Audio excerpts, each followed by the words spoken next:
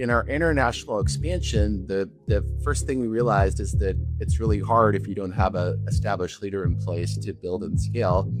And the second approach we took was just to export the leader that came from our DNA into that market, because they really understood. You could hire the local market expertise, but they really understood what made the company run and how to scale revenues based on the value proposition. Well, hi, and welcome to another episode of Hiring Excellence. I'm your host, Johnny Campbell, CEO and co-founder of Social Talent.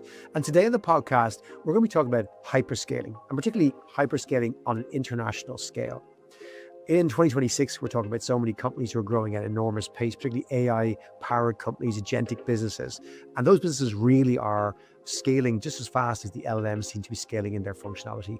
And if you're running a recruiting team in such a business, you need to be up for that journey, which is very different to your typical natural growth scaling you'd see in a normal company. Joining us today, we've got a guest who's well used to hyperscaling, and in particular, hyperscaling internationally for large organizations and small organizations alike. Joining us from Dallas, Texas today, we've got Leif Wennerstrom. He's the VP of Talent Acquisition for a company called Island. You might not have heard of Island before, but I think you will have heard. We'll hear of them by the end of this year.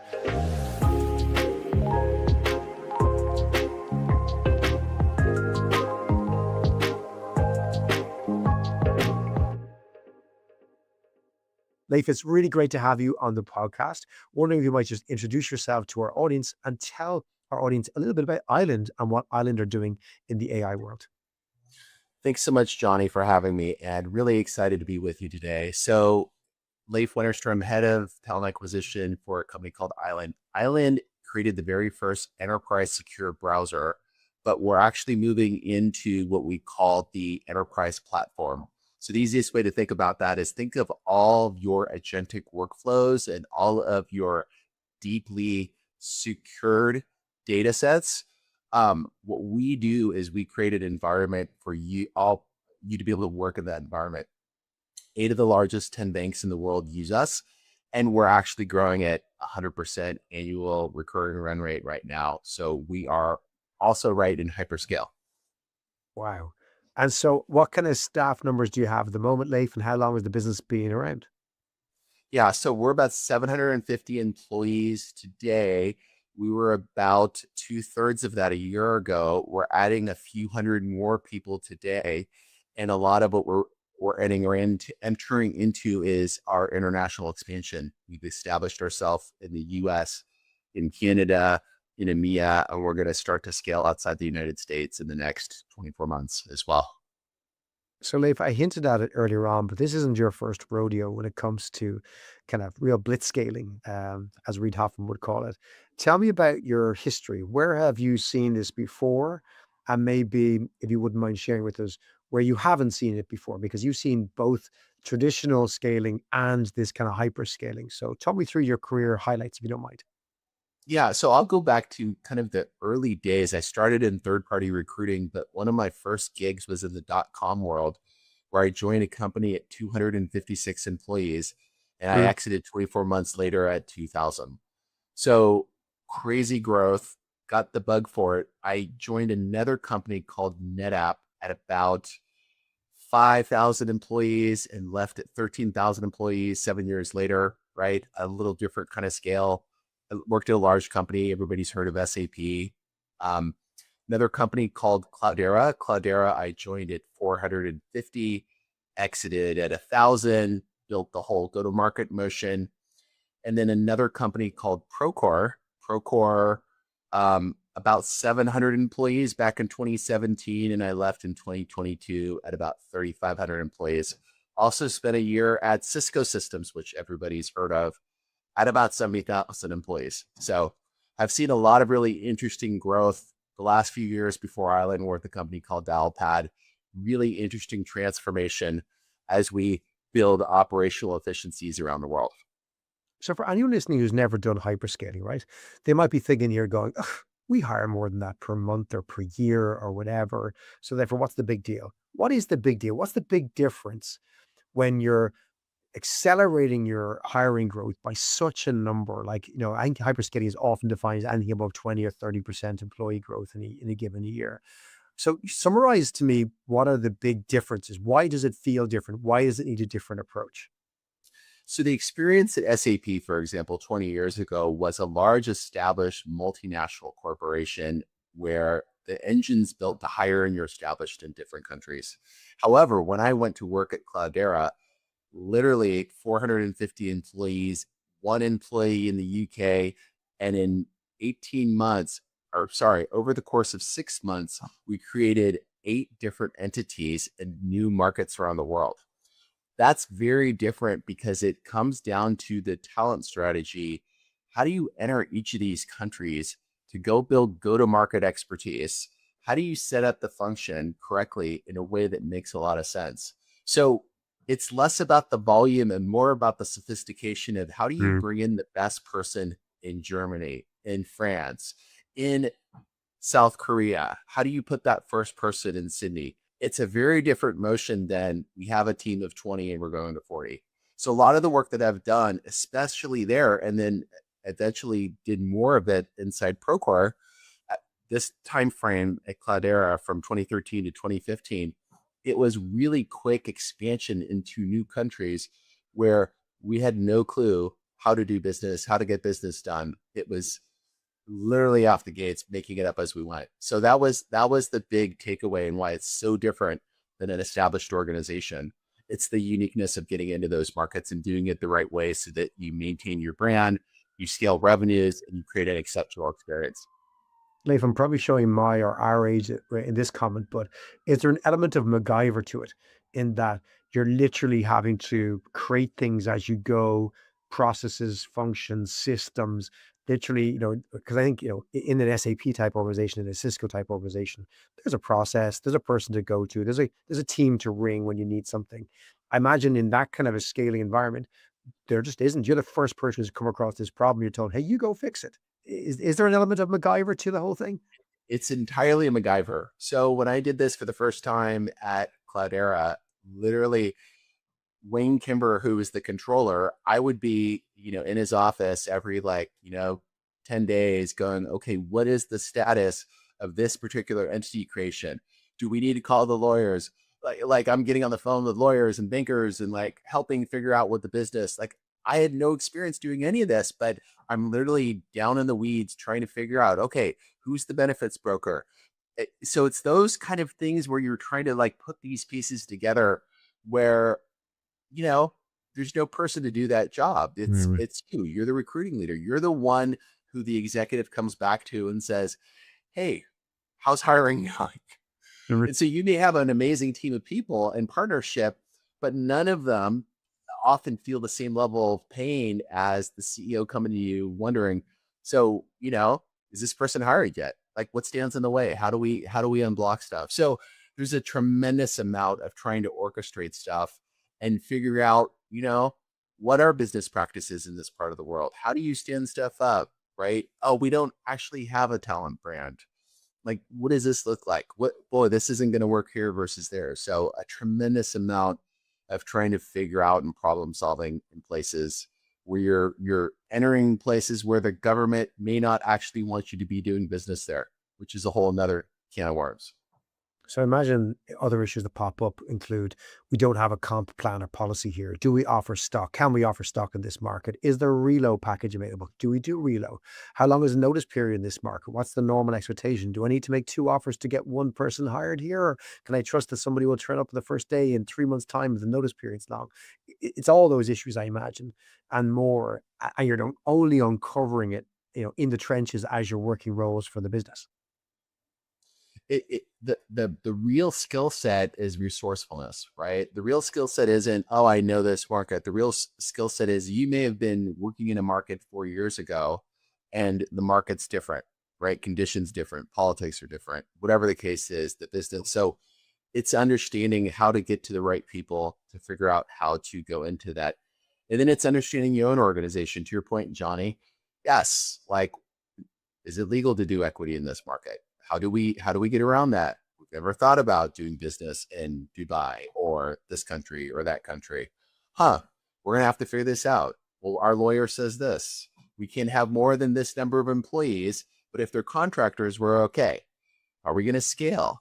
right? Those are the kind of things that come up all the time where they're literally C-level conversations that you have to bring this data back and say, hey, this is something I know we talked about hiring 100 people in this market, but if we get above this part, this is the flag that goes off, and this is why we probably should rethink that. Lots of Leif, experience doing that kind of work. I've heard it described before as recruiting in dog years, in terms of, a year in a hyperscaling is equivalent to 7 years in a normal business in terms of the amount you'll learn. And I know you have later in the episode 5 key lessons to leave our audience with around hyperscaling internationally. Before we do that, I'd love to dig into maybe some of the stories. And if you don't mind, because it's one that's certainly familiar to me, might be familiar to our audience, we might start with Procore. And maybe you could give us a little bit of a hint. I think you mentioned it was 700 people, maybe, or 70 people when you joined initially. Tell me that story in terms of how you joined, what you were doing, what the challenge was, and how you got it to that several thousand employee number scale.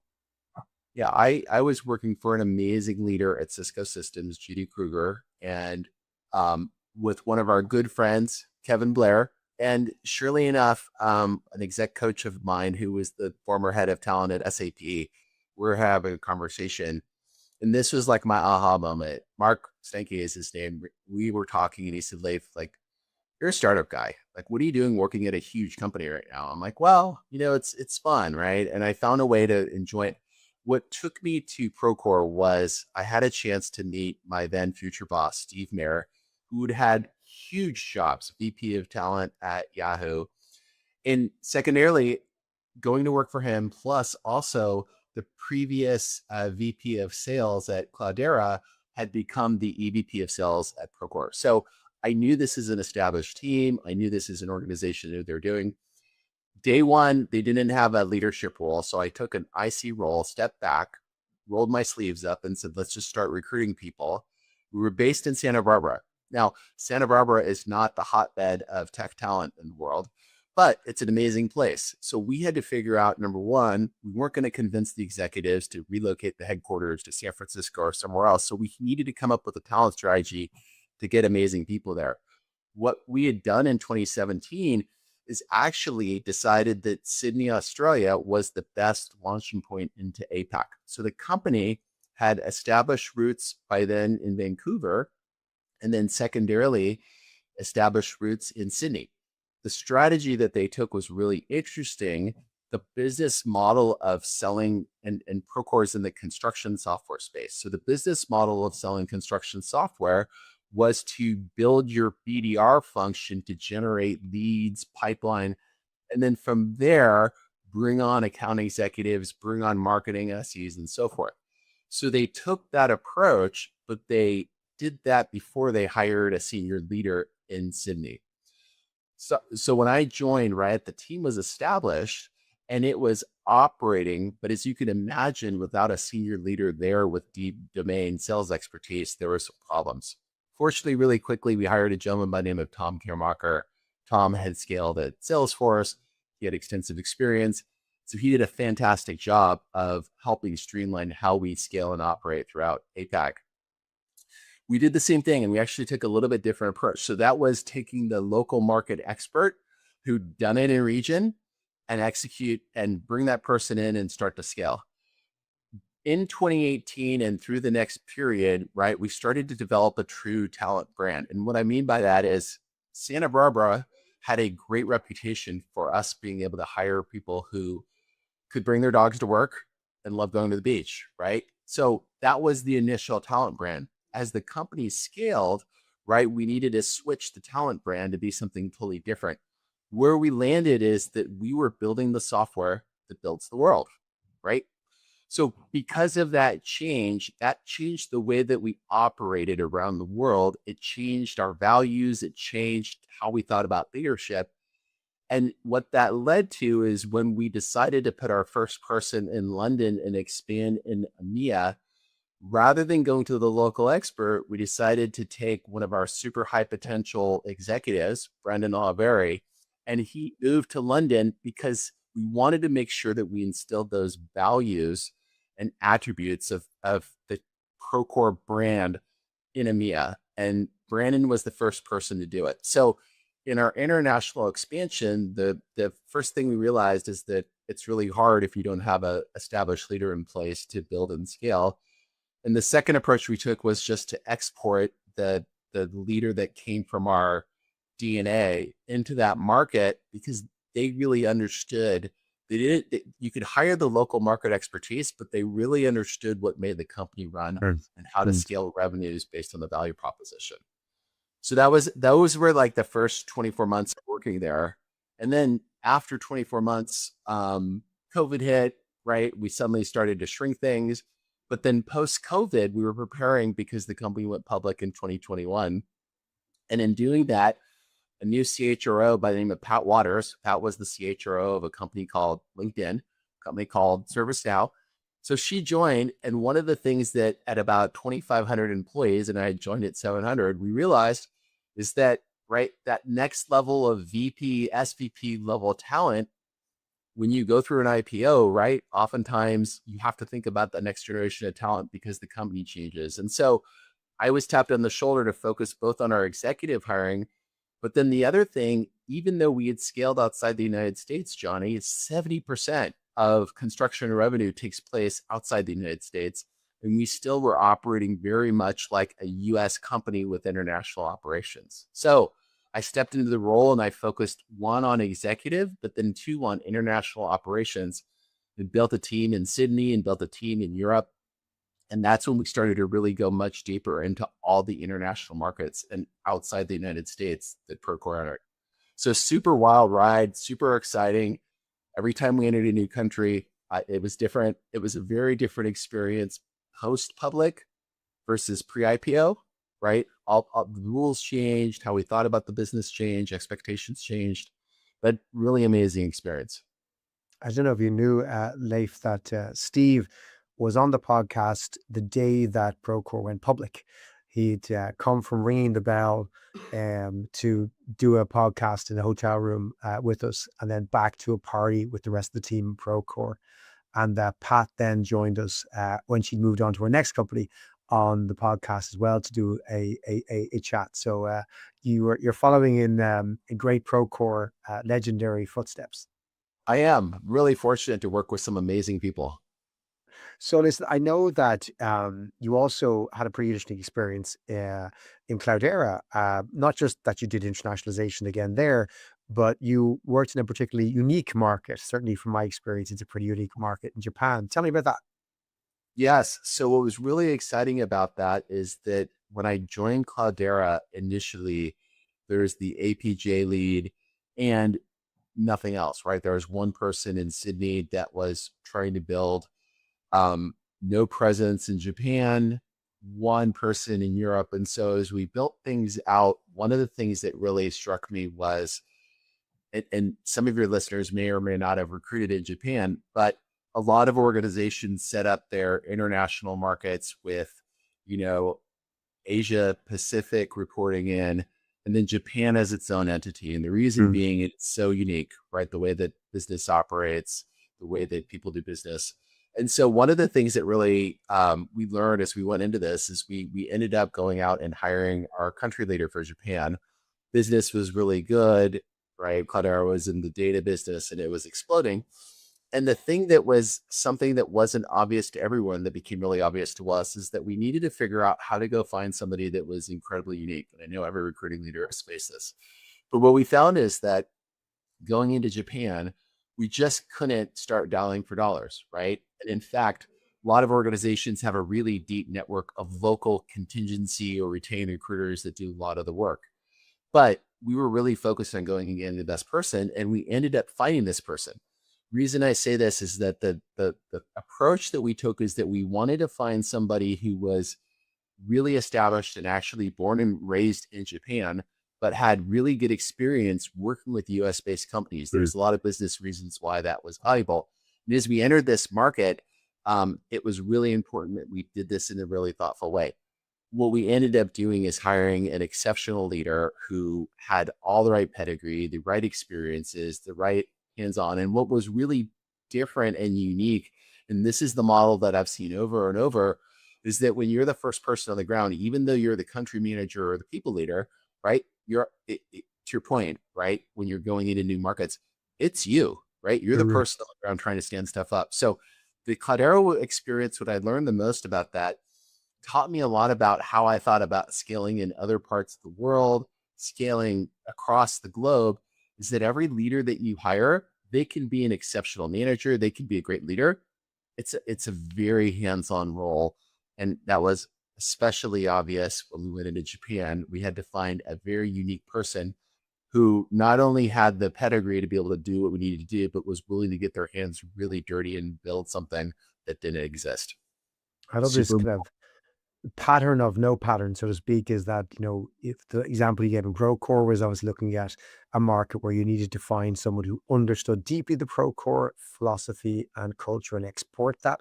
Whereas you look at Cloudera, you're going to Japan, it was less about what you're exporting and more about somebody who could bridge those two cultures between the kind of US centric culture versus a Japanese culture. Tell me about Dialpad though. How was that different perhaps to both of those experiences? So I joined Dialpad. I started interviewing in 2021 in December, right after they had taken their Series D. So this is a business that from 2011 to 2021 had drastically scaled. If you recall, Dialpad, the business that they're in, it's changed a little bit today, but they started off as a unified communications player. In 2018, they built an initial large language model, which really wasn't a thing in 2018, but they acquired a company and they built this conversational intelligence. That led to unified communications, that led to contact center software, that led to revenue intelligence, almost like a gong.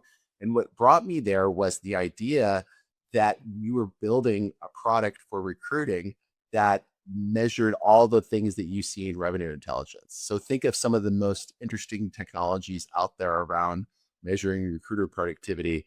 That was what attracted me there. When I joined the organization in early 2022, we had gone from hyperscaling to starting to see challenges in the global economy, right? This was kind of the tech recession that we were walking into. So the business drivers, like any tech company, were initially growth, and that didn't go anywhere. But we were really asked to lean on operational efficiency and move towards free cash flow. Right, that was a real important metric to get profitable because the company didn't want to go back and try and take another round of money. So my team, I had a mostly U.S. based operation that was really focused on hiring in the United States.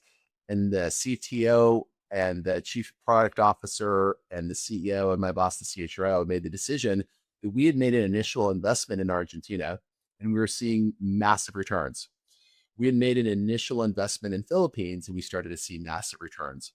So what we decided to do, and a lot of my work there was to move capacity, both recruiting, finding new skills, building operations, and actually building out initially Argentina, but then also Philippines. And then in addition, right, we invested more in India and we actually stood up through an acquisition, a product development motion and engineering motion in the UK. So what we started to build is this ability to work around the clock as we scaled, but then Mm. drive down some of our development costs.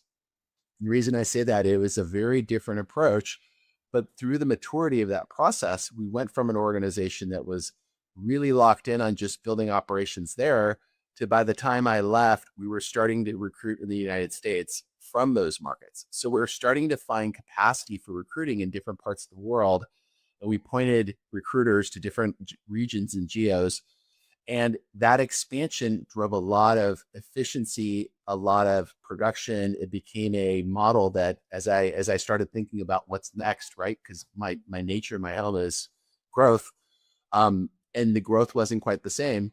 What really struck me was, wow, like you can scale, but it doesn't always mean you just throw money at a problem and hope it sticks, right? There's really efficient ways. And especially as we're moving into the world of really sophisticated automation and systems and AI systems inside of our world, right? I learned a tremendous amount working at Dalpad about how to build tighter operations and drive better efficiency in production. So it was a really cool experience. So speaking of that new AI world, you're recently in seat in Ireland, only joined a couple of months ago.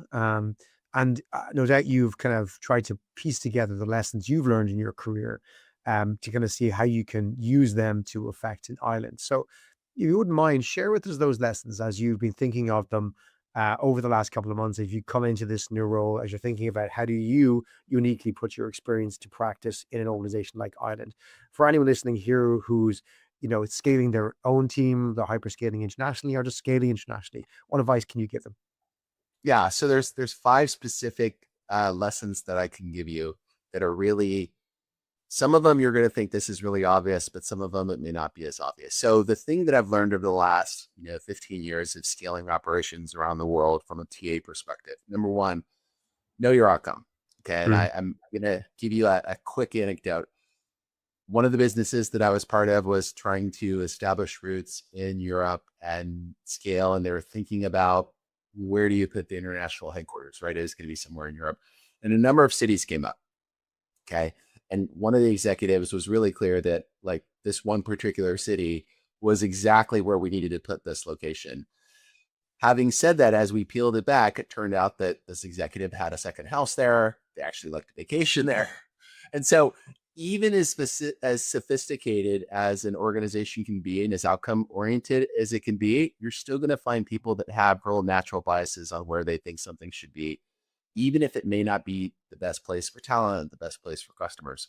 So, when I think about like identifying a place to go and identifying what success looks like, when you're picking a location, think first about what are the outcomes you want from it. And then secondarily, be really clear about how you define success, right? It may not be hiring 100 people in your first 12 months. It may be hiring the first 20 people that bring you the next 30 people. And that's going to be your strategy. So be really clear about your outcome. The second thing I would tell you is, and this gets along with it, but where you're scaling internationally, right? You're oftentimes, and this is really more on the dial pad side, right? You may have a budget to hire X number of people in the United States, and you're going to go hire those people in Argentina. Organizations oftentimes will get into well, I thought I had 10 heads, or I thought I had this amount of budget, or I thought, and my guidance is always, I've always had really tight relationships with the business, head of finance, that every organization has a kind of way of operating that says, yeah, like it's heads or it's dollars, right? Just be really clear and align on what you're really doing, right? It's probably fine if you're going to hire 15 people versus 5 people in a different market, and you're going to spend the same amount of money. But be really careful because you may not, right? There's a big bet associated with adding 15 people in a market where you're not as familiar just because it's less expensive and you think that you can spend your money more wisely that way. The third thing I would tell you in the lesson that I've learned is this is the going back to the Procore days, which is when we started off in Santa Barbara with dogs and beaches, it was great for Santa Barbara. But only by building the software that built the world did we have a chance to expand internationally. So your employee value proposition has to change. Who you're going after, how you're thinking about the company has to change. And even becoming publicly traded, right? We still identified areas of development outside the United States that were a big emphasis. The other one aligned to that, I talked a little about this at Procore, my fourth point, which is, you know, it's really natural if your business model says start to add, junior level capacity and then bring in the leader later in new markets, whether you acquire in that market or whether you export to that market, put that leader in as soon as possible. Even if you think they're too senior, like find that senior leader who's done it, who's really excited about getting their hands dirty, and to your point, MacGyvering it, right? That's probably the most important skill as you're building in a new market outside the United States. And then this is the last one, and this gets into AI and automation. And we built a lot of really strong automation inside Dialpad. We were able to build, an integration into Greenhouse. We were able to build I had call coaching where I was getting notifications about, recruiters and how they're talking about comp. So it was really amazing. But as we scaled in different parts of the world and we stood up, say, Philippines, we stood up, say, different areas, a lot of the frameworks, a lot of like the traditional sourcing tools that are AI enabled The thing that's great is that you can become really efficient and really effective, and you can start to really quickly source and automate.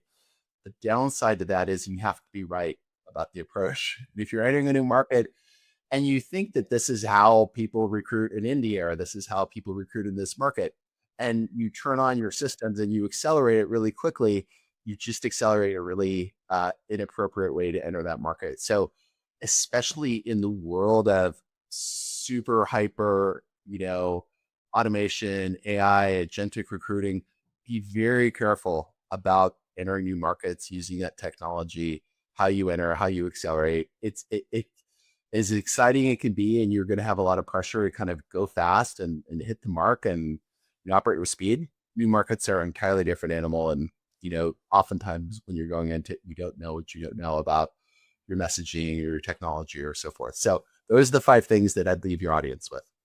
I love them. They resonate. All of them resonate with me, Leif. The last one to start with, is something that my good friend John Basilica, who's on our platform, always talks about. An approach to have a federal, state, local kind of framework.